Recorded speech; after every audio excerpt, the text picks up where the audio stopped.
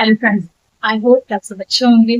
जो भी प्रेगनेंसी के लिए प्लान कर रहे होते हैं उनके मन में काफी सारे डाउट लगते हैं कि प्रेगनेंसी के स्टार्टिंग सिम्टम्स क्या होते हैं, हमें कौन सी चीजें करनी चाहिए, कौन सी चीजें नहीं करनी चाहिए।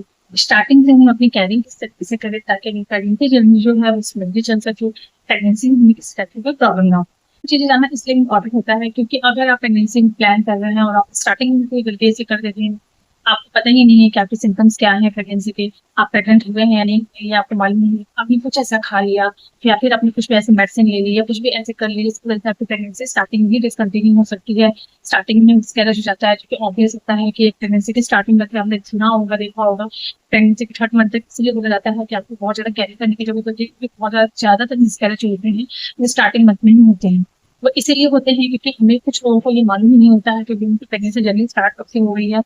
और ऐसे सिम्टम्स जो हैं उन्हें नहीं मालूम चलता है, जिसकी वजह से कुछ ऐसी गलती कर देते हैं फिर प्रेगनेंसी तकलीफ हो जाती है। तो प्रेगनेंसी में इसलिए आपको स्टार्टिंग के सिम्टम्स को महसूस करना और चेक करना बहुत इंपॉर्टेंट होता है। तो आज के सिम्टम्स का हम बात करने वाले हैं। नंबर वन जो प्रेगनेंसी का सिम्टम्स होता है, फर्स्ट सिम्टम जैसे ही बच्चा यूट्रस, जैसे ही स्पर्म जाके यूट्रस लिवर पे चिपकता है, बच्चा हमारे यूट्रस में इम्प्लांट होता है, वैसे ही आपके फर्स्ट सिम्टम जो होता है वो होता है आपको वाइट डिस्चार्ज होना। जैसे ही प्रेगनेंसी आपने कंसीव कर ली है उसके बाद से आपको वाइट डिस्चार्ज देखने को मिल जाता है। ये डिस्चार्ज बहुत ज्यादा नहीं होता है, ये हल्का वाइट हल्का गोबर ठीक सा होता है। अगर आपको इस टाइप का डिस्चार्ज आपके रिलेशन के बाद देखने को मिल रहा है तो इसका मतलब होता है कि आपकी प्रेगनेंसी कंसीव। सेकंड चीज जो होती है, सेकंड साइन जो होता है वो होता है इम्प्लांटेशन ब्लीडिंग। अब बहुत सारे लोगों को ये कंफ्यूजन ही करता है, जो इम्प्लांटेशन ब्लीडिंग होती है लोगों को लगता है कि पीरियड आ गए हैं और वो इस मंथ को कैलकुलेट ही नहीं करते, वो उसके नेक्स्ट मंथ से अपनी प्रेगनेंसी को कैलकुलेट करते हैं।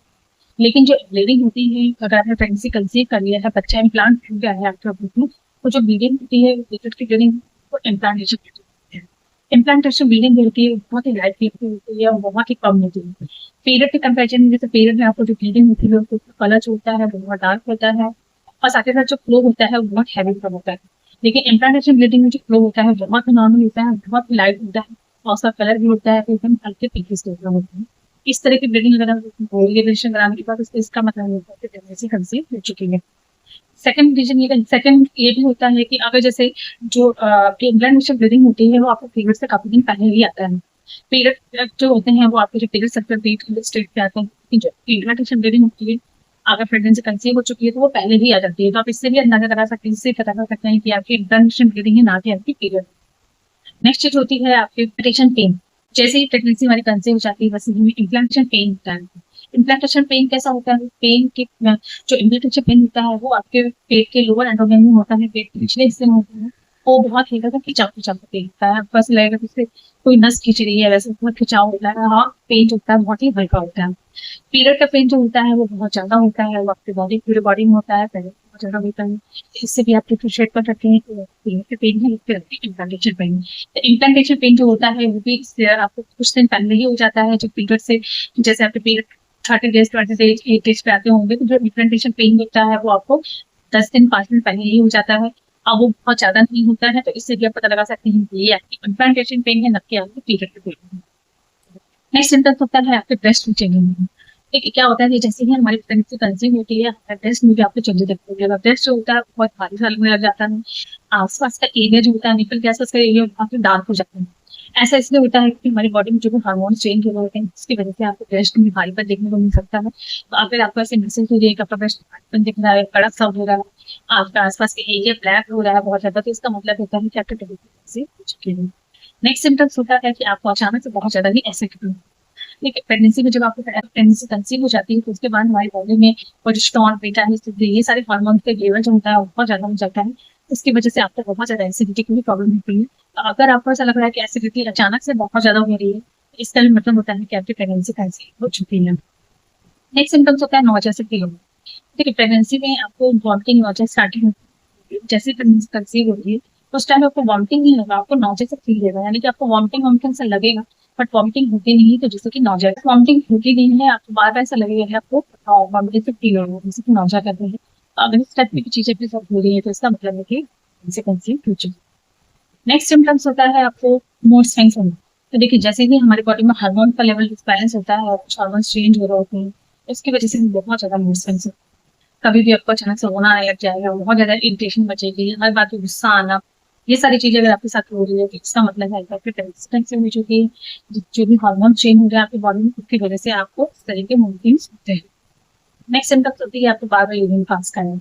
अगर आपको रिलेशन बनाने के बाद से ऐसा लग रहा है कि आपको बार बार यूरिन पास करने जाना पड़ रहा है, तो इसका ही मतलब होता है कि आप कंसीव हो चुके हैं, क्योंकि जैसे ही बच्चा यूट्रस में इम्प्लांट होता है उसकी वजह से हमारे यूरिनरी ब्लैडर पर भी प्रेशर पड़ता है, उस वजह से आपको बार बार यूरिन पास करने भी जाना पड़ता है। नेक्स्ट सिम्टम्स होता है आपकी बॉडी का टेम्परेचर हाई, आपकी बॉडी का टेम्परेचर जानना होता है। देखिए ऐसा होता है कि जैसे ही बॉडी में हार्मोन चेंज हो जाते हैं उसकी वजह से जो हमारी बॉडी का टेम्परेचर होता है वो बहुत ज्यादा हो जाता है। इसकी वजह से आपको ऐसा लगेगा कि फीवर फील हो रहा है, बॉडी का टेम्परेचर ज्यादा लगेगा, बट फीवर नहीं होता है। तो इसलिए आपको ये ध्यान रखना है कि अगर आपको ऐसा लग रहा है कि बॉडी का टेम्परेचर ज्यादा लग रहा है और आपको फीवर फील भी हो रहा है, लेकिन अगर आप प्रेगनेंसी के लिए प्लान कर रहे हैं, आपने डिसीजन बनाया है, तो आपको ये ध्यान रखना है कि आपको कोई भी पेन किलर मेडिसिन फिर से नहीं खानी है, क्योंकि अगर आप कोई भी स्टार्टिंग में पेन किलर मेडिसिन लेते हैं तो इसकी वजह से आपको प्रॉब्लम होती है, आपको वो करके बिल्कुल भी नहीं करना है। नेक्स्ट सिम्टम्स होता है कि आपको अचानक से भूख कम हो जाना। तो देखिए जैसे ही बॉडी में हार्मोन्स चेंज होते हैं उसकी वजह से आपको भूख ना लगना, मुंह का टेस्ट करना होना, बहुत ज्यादा आपको भारीपन सा लगना, बार बार नौजिया से फील होना, ये सारी चीजें होती है जिसकी वजह से आपको भूख भी नहीं। ये भी सिम्टम्स होते हैं कि आप प्रेगनेंसी कंसीव हो चुके हैं। ये सारे जो सिम्टम्स हो गए कि आपको ये सारे सिम्टम्स से आप पता लगा सकते हैं कि आपके प्रेगनेंसी कंसीव हुई है। उसके बाद जैसे कि आपके पीरियड्स सर्टेन डेट आते हैं, उस डेट तक अगर आपके पीरियड्स नहीं आए हैं, उसके बाद आपको प्रेगनेंसी टेस्ट करना है, रिजल्ट पॉजिटिव आता है उसके बाद आपको इमीडिएट डॉक्टर से मिलना है। तो ये तो चीजें हो गई कि आपको प्रेगनेंसी के कौन कौन से सिम्टम्स होते हैं। अब बात करते हैं कि आपको किन किन बातों पर ध्यान रखना चाहिए। तो देखिए जैसे कि मैंने आपको बोला कि अगर आपको पेट में दर्द हो रहा है, फीवर फील हो रहा है, या फिर अगर कोई भी प्रॉब्लम होगी, एक्सवाइजेड पेट में दर्द हो रहा है, तो भी आपको कोई भी मेडिसिन ठीक से नहीं खानी है। प्रेगनेंसी में अगर स्टार्टिंग में आप कोई भी मेडिसिन, अगर प्रेगनेंसी में आप कोई भी मेडिसिन अपने मन से खा लेते हैं या सेल्फ मेडिकेशन करते हैं तो उसकी वजह से आपको मिसकैरेज हो सकता है।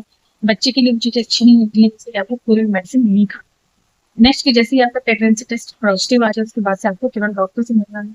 बहुत सारे लोग ऐसा करते हैं कि डॉक्टर से तुरंत नहीं मिलते हैं, 1 महीने 2 महीने बाद मिलते हैं, तो आपको वो गलती नहीं करनी है, क्योंकि अगर आप ऐसे गलती करते हैं जिससे प्रेगनेंसी स्टार्टिंग से मॉनिटर नहीं हो पाती है, जिसकी वजह से प्रेगनेंसी में आपको कॉम्प्लिकेशन भी हो सकती है। नेक्स्ट की अगर आप प्रेगनेंसी के लिए प्लान कर रहे हैं तो उस टाइम से आपको अपनी डाइट का अच्छे से ध्यान रखना है, फिर पानी अच्छे से पीना है, फ्रूट्स अच्छे से खाना है, ग्रीन वेजिटेबल्स अच्छे से खाना है। नेक्स्ट की अगर प्रेगनेंसी आपकी कंसीव हो चुकी है या फिर प्रेगनेंसी आप प्लान कर रहे हैं, ये सारी चीजें आपके दिमाग में चल रही हैं, आपके साथ चल रही हैं, प्रेगनेंसी से फील हो रहा है, तो आपको तब से स्मोकिंग नहीं लेना है जी। ये आप जब से प्लान कर रहे हैं प्रेगनेंसी के लिए तब से आपको ये सारी चीजें छूट रही। आपको बहुत ज्यादा कैफीन नहीं लेना है क्योंकि इससे प्रेगनेंसी पे इफेक्ट पड़ता है, और आपको फॉलिक एसिड स्टार्टिंग से ही लेना है जब से प्रेगनेंसी के लिए प्लान करें, क्योंकि ये बच्चे के ग्रोथ डेवलपमेंट आपको हेल्प होता है। फ्रेंड्स इन्हीं सारी चीजों का आपको ध्यान रखना चाहिए। आई होप कि मेरी वीडियो आपको अच्छी लगी हो। वीडियो अच्छी लगी है तो वीडियो को लाइक करके मेरे चैनल को सब्सक्राइब कर दें, बेल आइकन प्रेस कर ताकि आपको और भी अच्छे अच्छे प्रेगनेंसी रिलेटेड अपडेट्स मिलते रहें।